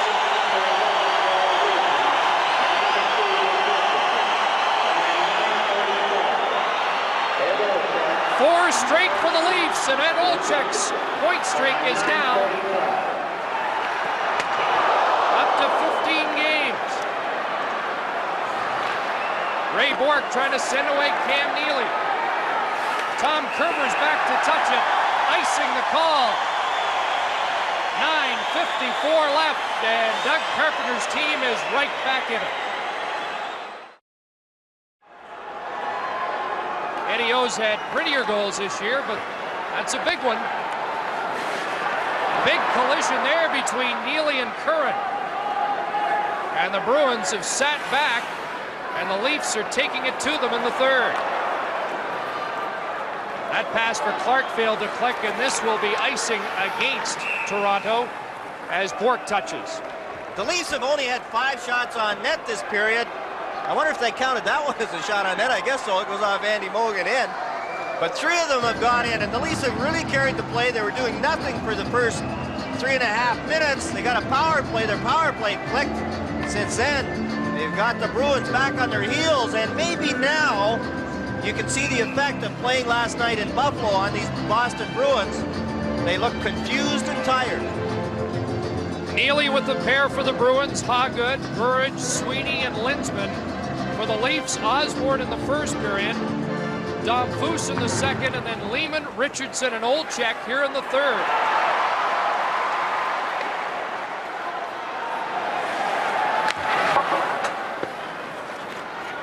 Bruins have the puck, and it's Craig Janney.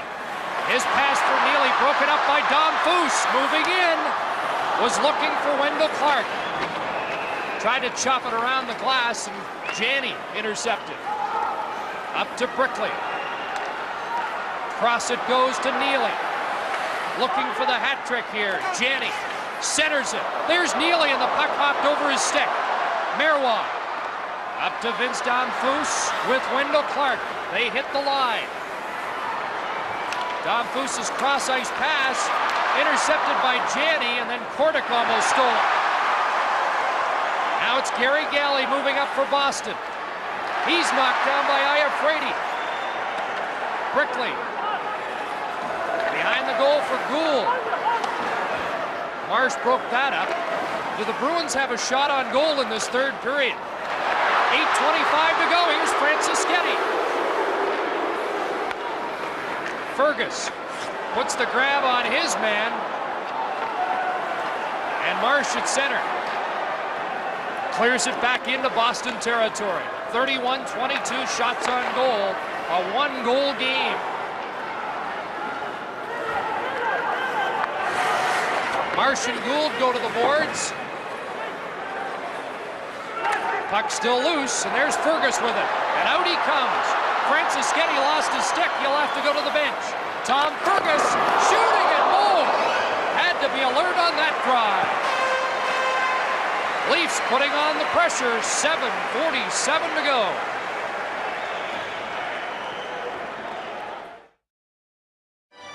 Four straight goals for the Leafs, and it's now 6-5. Olczyk wins the draw. Ramage. His shot knocked down by Bourque, who went to the point. And here comes Boston. Burridge gets around Richardson. Randy Burridge checked by Ramage. Here's Bob Sweeney. Bob Sweeney in front, shooting at Bester. Makes the stop. Loose puck cleared. Peterson fired, and that deflected in front. And Ron Hogarth whistles play down. Richardson and Burridge having words and a little bit more.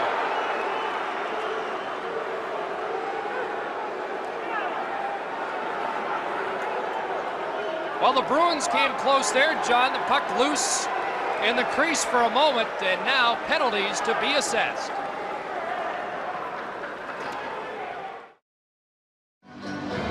Put this one out of reach. From the faceoff, it was pulled all the way down into Boston territory, and Lehman got there first to Olczyk, and the Leafs really with a lot of jump right now, and Here's a chance. Olczyk's in. Scores!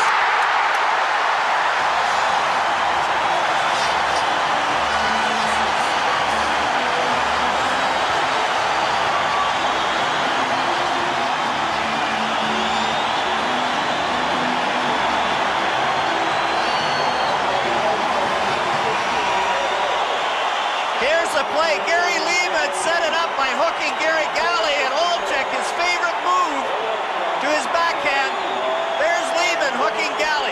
Now Olczyk's in. He's behind the Bruins defense. Look at this move to the backhand. No chance. Right up in the roof. And we got a tie ball game. And Olczyk with 2 goals in a span of 3 minutes and 9 seconds is 17th and 18th of the year, and it's 6-6, and who'd have thunk it? Craig Janney for the Bruins.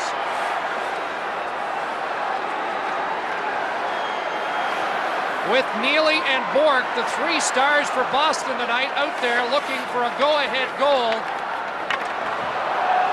And the Bruins must be wondering what hit them. Marsh now. With Olczyk. Marsh goes to the net, tries to deflect it and just missed.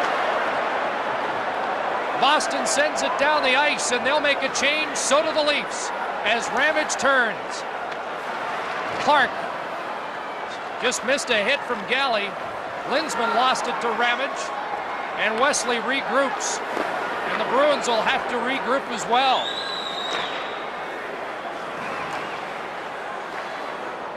Boy, this is Wednesday night's game in reverse. They've had 7 shots, Leafs had 5 of them have gone in. I'm sure Mike Milbury is looking down at Reggie Lemelin sitting at the end of the bench. Bruins have won their last 4 as Curvers goes back for the Leafs. Dom Foose takes it. That funny hop off the boards into the Bruins zone, but he's checked by Bobby Gould. Back comes Gould, hooked down by Dom Foose. Linsman follows up. Daniel Marois at center. 3 Leafs over the line. Clark can't control. Iafrate behind the net. Loose puck and the Bruins clear. Close call there. Bourque starts back with 5:15 to go. A 6-6 tie. Bourque against Marsh. John Carter moves in. And Wendell Clark takes over for the Leafs. Around the boards, but kept in. Bouncing puck to Bester. And he throws it loose. Puck to the line, didn't come out. Iafrate in front of his own goal, past Semeta, tripped up, and you can hear the fans react. Ron Hogarth's going to let them play from here on in the 6-6 tie. Can't let them play here, though, because the net is off the moorings, but right now the pressure is on this man, Andy Moog. I can't fault him on any of the goals other than maybe Lehman's, but he let a rocket go on a rolling puck, really hard to stop.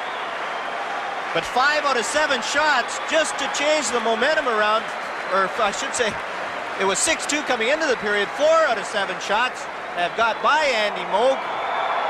And Alan Bester has only had 2 shots this period. One was that last trickler and just made it through. Mike Milbury's team trying to weather the storm, and the Leaf fans enjoying it. Gary Lehman has a goal and 2 assists in this 3rd period. And Eddie Olczyk has a pair that drew Toronto even. From the faceoff, Christian loses his helmet. And here's Brian Curran. Across to Franciscetti. The shot blocked by Glenn Wesley, and Wesley's been shaken up. Curvers. Franciscetti had trouble getting out of the zone. He was held up by Christian. And now down to 4:10 in regulation time. And Leafs clearly, with the better skating legs at this point, offside the call.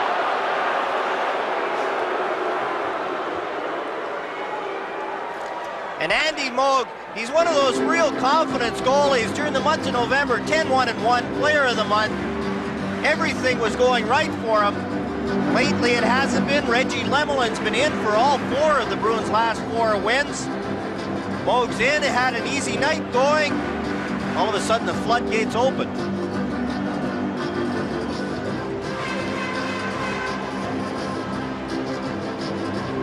Well, it's been a holiday treat for those fans. I don't think Mike Milbury would agree. But Doug Carpenter likes what he sees here in the third period. Shots now 33-24. As the Leafs fire it back in. So just 2 shots on goal for the Bruins in this third period. And we've played 16 minutes. Lehman works his way in. Osborne the shot. Rebound. Osborne across the goal line. Ramage fires it wide. Olczyk behind the goal. Trying to center it. Ramage keeps it in. Osborne with Olczyk on the doorstep trying to deflect. And now play whistled down. Don Sweeney got his stick up on Olczyk. Bourque was knocked down. And Hogarth whistled it dead in the Boston zone. There'll be penalties up here, but you can bet they'd be coincidental minors. Teams will play at equal strength with only 3 minutes left here in the third period. Ron Hogarth does not want to decide this game. And it will have to be flagrant for 1 penalty to be called from here on in. Olczyk goes off, and so does Don Sweeney. That might be a good trade for the Boston Bruins. I'm sure they'd much rather have Ed Olczyk sitting in the penalty box rather than out there putting the puck past Andy Moog. Olczyk calling for a new stick. Well, after scoring 2 with that one, they want to hold on to it a little longer. Here's how the penalties developed.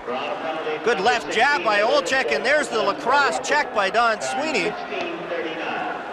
For Boston, Don Sweeney slashing. For Toronto, Ed Olczyk roughing. Time 16:39. Well, only the Los Angeles Kings have scored more this year, so a Leaf outburst shouldn't be surprising. In fact, the Leafs have gone ahead of Los Angeles now, although they have played 4 more games. The Leafs are now up to 173 goals. The Kings have 170. So they can be explosive.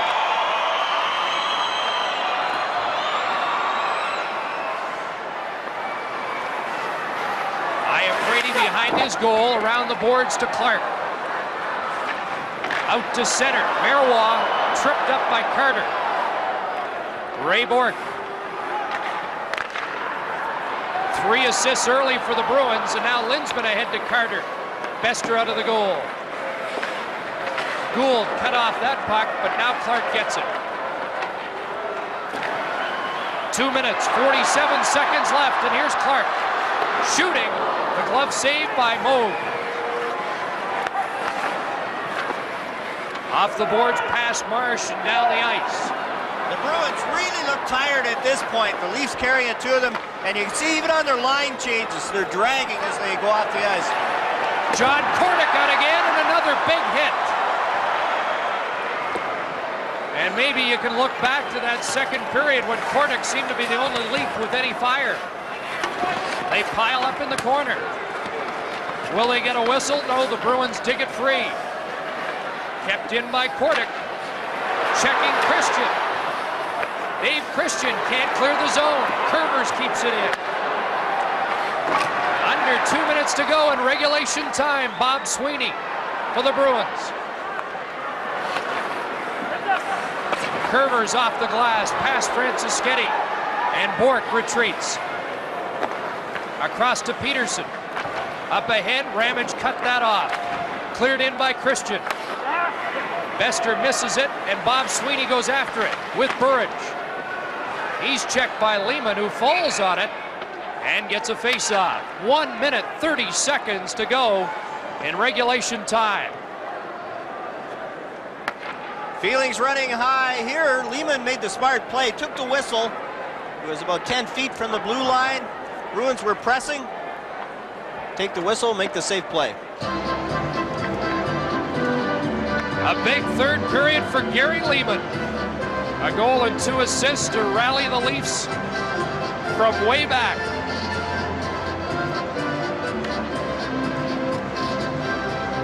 He came into the game tied for 13th in the NHL scoring, so a big night for Lehman. Moves him up, and the folks in Guelph like this one.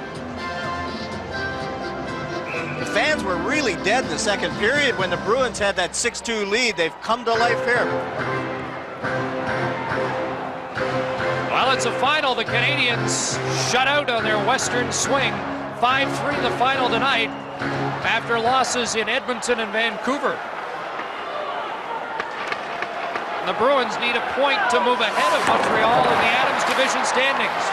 Daou on the ice with Osborne and Lehman. So Daou taking the place of Olczyk, who's in the penalty box, and here's Bourque. Ray Bourque hits the line. Neely shooting wide. Great chance for the Bruins. Lehman up ahead to Daou and Osborne. And that deflects high, out of play with 1 minute to go. Good chance for the Boston Bruins. That's Daou and Neely and a gathering of others. And here we go again. This is a good trade-off for the Leafs if Daou can take Neely off for 2 minutes. I'm sure the Doug Carpenter would be happy about that.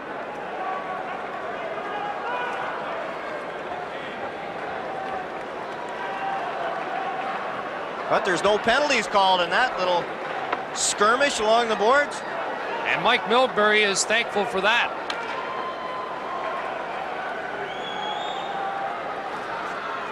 It was an emotional win for the Bruins last night in Buffalo. And while the Leafs rested up and licked their wounds from Wednesday night, it's clear now that Toronto has the better skating legs. Deja vu for the Toronto Maple Leafs, except in reverse, as bad as they felt when they blew that 4-goal lead against Detroit. I'm sure Mike Milbury feels as bad enough. You see, Milbury is complaining about the line change. Ron Hogarth didn't have his hand up, and Milbury's complaining he wanted to get Bob Sweeney up there. And now Craig Janney wants to know whether Milbury wants him to make the change on the goal. Janney against Olczyk on this draw inside the Boston blue line. And Olczyk wins it. Marsh backhands it in. Galley around the boards for Neely.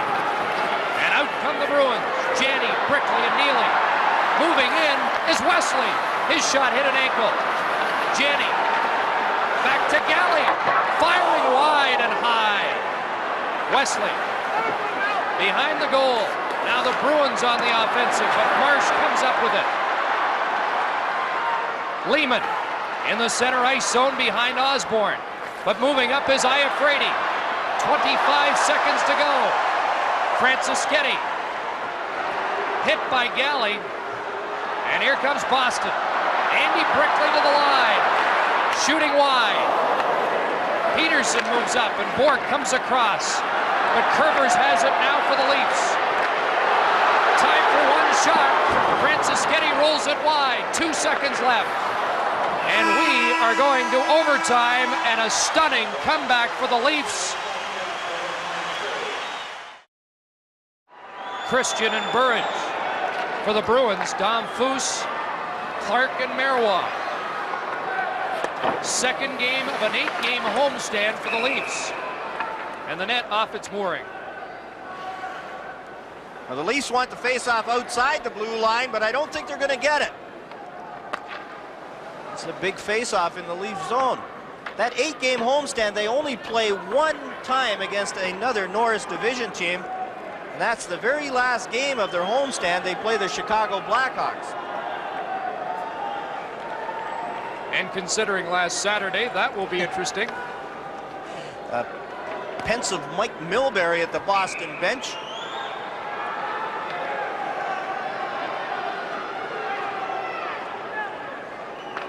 Bob Sweeney and Tom Fergus on the draw, and Fergus wins it for the Leafs. Iafrate up ahead, and here's Fergus with Dom Foose. Fergus all tied up by Burridge, and Gary Galley has it.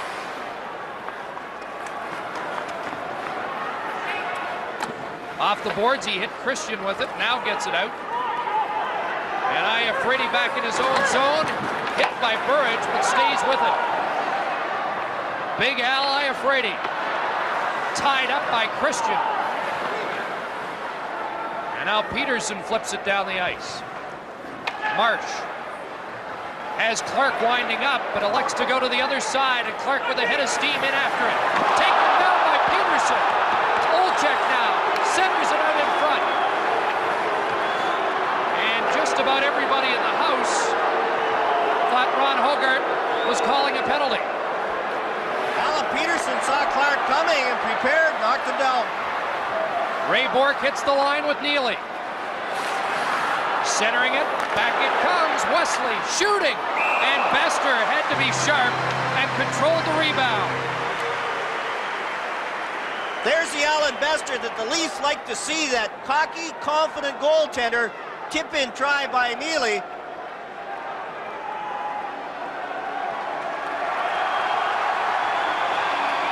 Well, Ed Olczyk is the man who forced overtime tonight. His second of the game was a beauty as the Bruins turned it over. Gary Galley turns it over. Gary Lehman does the work, and here's Olczyk all alone on Andy Moak. And look at where the puck goes. No chance for the goaltender on that one. A good move by Ed Olczyk. Olczyk has 2 for the Leafs. Neely has 2 for the Bruins.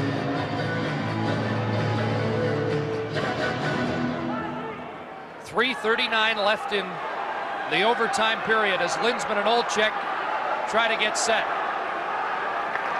From the draw, Bruins win it. Wesley shooting high. Around the glass, kept in by Galley. That's Brickley against the boards against Curvers. 225s in the corner. Curvers gets it ahead. Osborne, nice pass to Olczyk with Lehman. Lehman knocked that one out of the air. Here's Olczyk setting up, shooting, rebound, cleared away by the Bruins. Good save there by Moe. Neely up to Linsman. Bruins moving into the zone. Linsman can't control it. Richardson. Now Linsman again. Watched by Olczyk. Richardson trying to knock it off his stick. Under 3 minutes to go now in the overtime period. And Richardson dumps to center. Bourque tried to hit Burridge, who was on the move. Bourque gets it again. Leafs changing lines. Bourque centers it, and Burridge just deflected that wide. Ray Bourque with more magic for the Bruins. And now John Kordic starts back. Kordic checked at center ice. Bob Sweeney for the Bruins. He has a goal tonight, shoots right on. Bester will hold on with 2:23 left. Ray Bourque almost ended it with that pass across to Burridge. Burridge tipped it, got it up and over the net.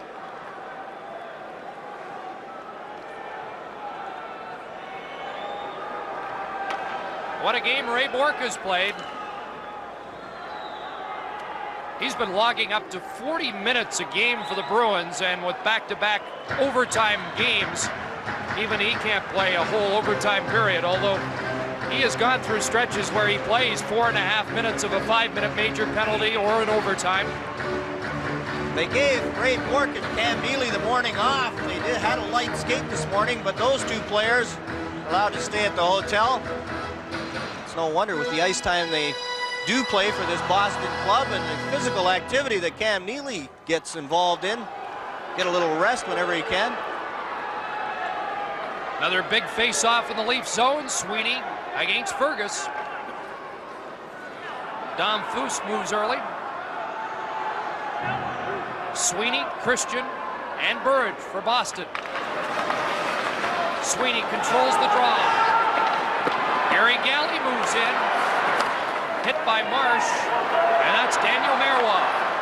Up ahead for Dom Foose. He almost got loose.